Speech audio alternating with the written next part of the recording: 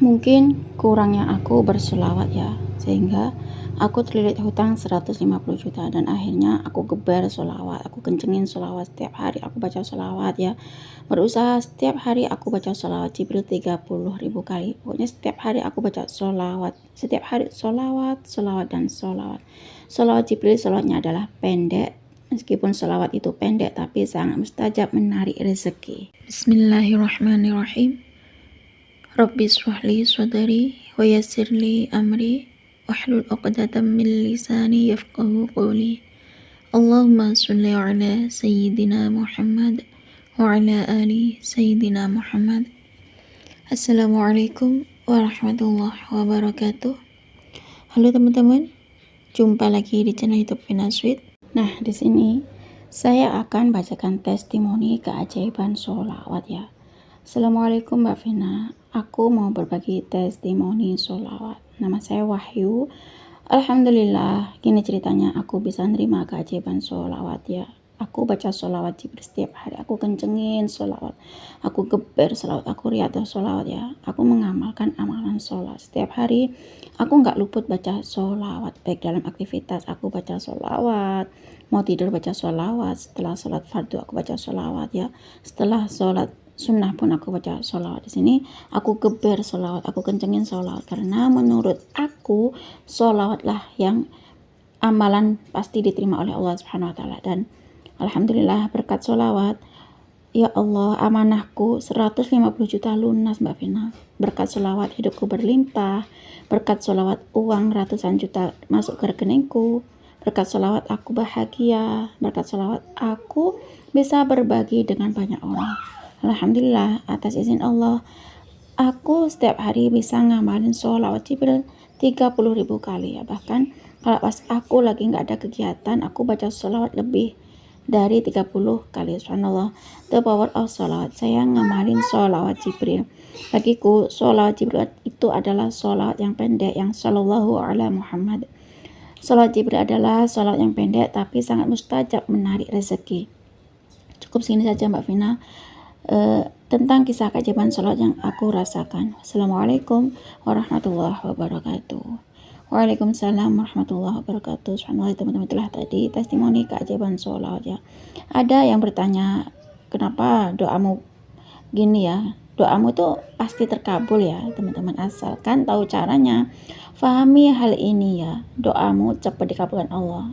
Ini kuncinya agar doa cepat dikabulkan Allah, yaitu dengan perbanyak sholawat ya. Kita banyakin aja sholawat, karena kalau kita berdoa tanpa sholawat itu nggak akan dikabulkan sama Allah Subhanahu Wa Taala. Nah, di sini aku akan menjawab pertanyaan teman kita yang katanya, aku sudah pakai ikhtiar jalur langit seperti tahajud, sholawat, istighfar, duha, dan lain-lain. Hidup masih susah, rezeki makin sulit. Apa yang salah dan harus bagaimana Mbak Vina? Agar jalur langit berhasil dan dapat keajaiban itu harus gimana? Nah, kita tetap berdoa kepada Allah Subhanahu Wa Taala ya. Semoga kita semua selalu dalam lindungan Allah, diberikan kemurahan Allah, diberikan rezeki Allah, hidup barokah, diberkahi oleh Allah, hutang dilunasi oleh Allah ya. Di sini yang paling penting adalah kita berdoa sama Allah ya, agar semoga Allah mengampuni dosa-dosa kita. Dan jangan lupa kita bersyukur kepada Allah. Kita tetap selalu ucapkan alhamdulillah ya kepada Allah dalam kondisi apapun, katakan alhamdulillah, karena segalanya itu sudah Allah berikan pada kita, sudah Allah tetapkan pada kita. Dan dalam kehidupan kita, dalam kehidupan rumah tangga kita ya, sudah Allah tentukan, karena itu adalah karunia Allah yang benar. Kita tetap harus syukuri, walaupun saat ini dalam keadaan sulit, susah, banyak hutang, kita tetap bersyukur kepada Allah ya. Tetap bersyukur kepada Allah ya teman-teman. Gak ada alasan apapun, lebih banyak kenikmatan yang kita dapatkan daripada kesusahan seperti kondisi yang saat ini. Nah, ketika susah ya atau banyak hutang, tetap katakan alhamdulillah gitu ya, karena orang yang bersyukur akan Allah tambahkan nikmatnya. Hidupnya tuh berkah karena Allah ya. Kalaupun punya lunas, andaikan hutangnya tuh lunas ya, tetap ucapkan syukur kepada Allah. Karena kalau kita bersyukur, benar-benar bersyukur ya, insya Allah berarti kita tuh benar-benar mengizinkan diri kita itu menjadi orang yang berkelimpahan ya teman-teman. Nah, kan ada yang banyak bertanya kayak gitu ya, banyak sekali, nggak hanya satu atau dua sudah ikhtiar jalur langit tapi kok makin susah gitu. Nah, ucapan kalian itu adalah doa kalian, karena Allah sesuai dengan prasangka hambanya. Kalau hambanya itu berprasangka banyak rezeki, maka Allah kasih rezeki. Kita sudah susah payah ya, udah berusaha keras cari rezeki, ibadah malam, semuanya sudah dikerjakan, seperti ikhtiar langit, ikhtiar bumi, sudah dikerjakan semuanya ya, rasanya kok sulit banget gitu. Nah, gini, kalau kita merasa kayak gitu kan gini, Allah sesuai dengan rasa hambanya, lebih baik kita ucapkan syukur alhamdulillah pada Allah ya, kita syukuri apa yang Allah berikan pada saat ini pada kita, meskipun dalam kondisi bahagia ataupun susah, kita tetap ikhtiar jalur langit ya, kita deketin Allah dengan cara jalur langit ya. Nah, ada juga ya, semuanya sudah melakukan ikhtiar langit, ikhtiar bumi seperti sedekah, sudah tahajud, sholawat, istighfar, dan sudah bekerja keras secara dunia, sudah berbisnis sana sini, nggak ada juga hasil ya. Kita tinggal koreksi pada diri sendiri, kita terima saja, terima, kita sabar, ikhlas, itu kuncinya ya teman-teman. Dan kemudian kita tuh sabar menunggu pertolongan Allah, ridha Allah, dan segalanya ketetapannya Allah. Kalau kita sudah menerima ya takdir Allah, insya Allah keajaiban itu akan datang ya. Kunci hadirnya keajaiban itu datang adalah kita menerima, nggak usah nungguin keajaiban Allah ya. Apa yang kita terima segalanya adalah ketetapan dari Allah yang terjadi pada diri kita, baik itu suka ataupun duka ya teman-teman. Nah, kita tuh jangan menggerutu ya, kita tuh ridho saja dengan ketetapan Allah, berarti kita belum siap mendapatkan kejutan sebelumnya.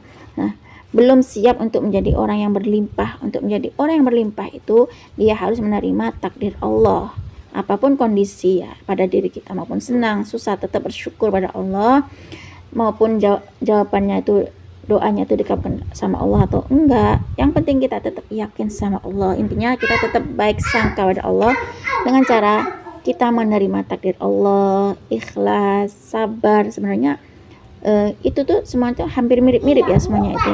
Nah, bagaimana kondisi kita, apapun kondisi kita, kita terima dengan ketentuan Allah yang Allah berikan pada kita. Misalnya kita minta rezeki lancar, hutang lunas pakai jalur langit ya, pakai jalur bumi, kita sudah lakukan semuanya, kita amalin semuanya gini ya, tapi masalah kok nggak selesai gitu, justru malah makin banyak gitu ya. Kalau posisinya begitu ya, kita tuh tetap baik sangka sama Allah, itu asli mutlak yang gini ya, yang Allah berikan pada kita. Yang memberikan rezeki itu Allah, memberikan kebahagiaan itu Allah ya.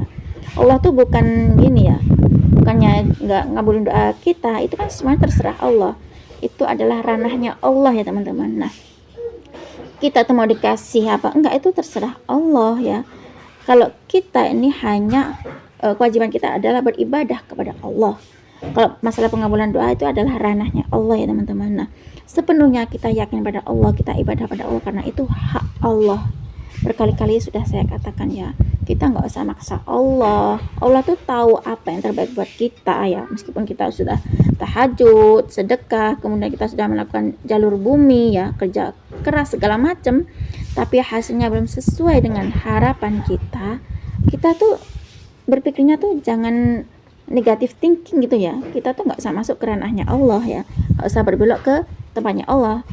Terserah Allah kapan Allah ngabulinnya ya, itu semuanya terserah Allah. Kita nggak usah ikut campur urusan Allah, sepenuhnya itu adalah hak prerogatif Allah, dan Allah lah yang mengabulkan, Allah yang mengijabah doa kita, keinginan kita. Sedangkan kita kalau minta apa-apa, kalau masuk ke ranahnya Allah tuh salah ya teman-teman. Kita tuh di sini hanya berdoa kepada Allah, memohon pada Allah, berusaha ikhtiar langit, ikhtiar bumi, selebihnya itu terserah Allah, pasrahin pada Allah ya.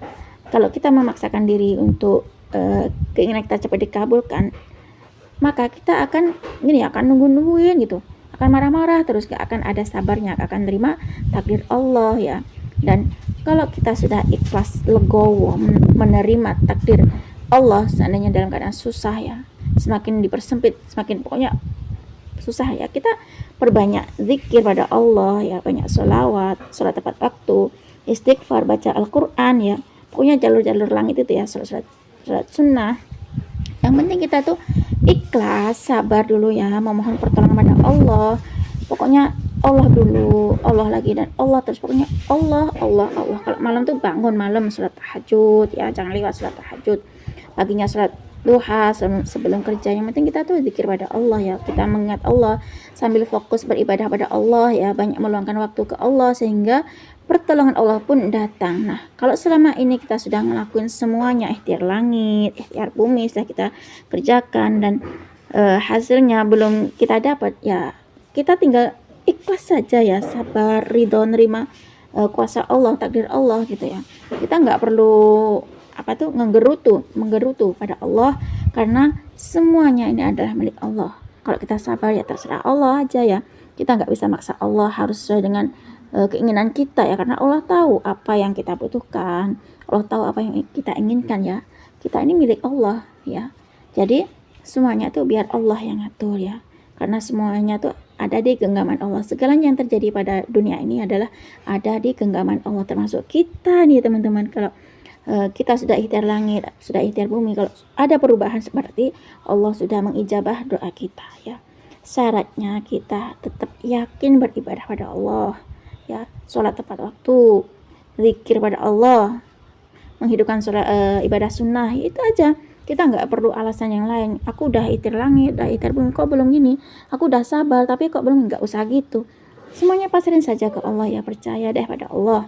Kalau hati kita benar-benar kuat ke Allah, pasti keajaiban Allah tuh datang, pertolongan Allah tuh datang. Syaratnya jaga hati kita pada Allah, pikiran kita pada Allah, tetap baik sangka pada Allah.